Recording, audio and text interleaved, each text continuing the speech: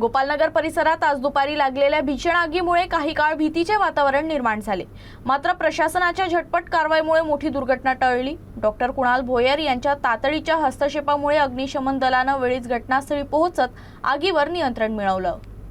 गोपालनगर परिसरात 12च्या सुमारास अचानक आग लागली। यावेळी तापमान 42 अंशापर्यंत पोहोचलं होतं। यामुळे आगीनं क्षणातच रौद्र रूप धारण केलं। स्थानिकांनुसार आगीच्या ज्वाळा वेगानं पसरत होत्या आणि परिस्थिती नियंत्रणाबाहेर जाण्याची भीती निर्माण झाली होती। काही काळातच संपूर्ण परिसर आगीच्या विळख्यात सापडेल की काय अशी भीती नागरिकांमध्ये व्यक्त करण्यात येत होती। घटनेची माहिती मिळताच डॉक्टर कुणाल भोयर यांनी तत्काळ नगरपंचायतीच्या मुख्य कार्यकारी अधिकाऱ्यांशी संपर्क साधत अग्निशमन दलाला घटनास्थळी पाठवण्याचे निर्देश दिले। यानंतर अग्निशमन दलाची गाडी काही मिनिटातच घटनास्थळी दाखल झाली। जवानांनी तत्परतेने काम करत अथक प्रयत्नांनी आगीवर नियंत्रण मिळवलं। या घटनेत कोणतीही जीवितहानी झाली नसली तरी मोठं नुकसान झालं आहे।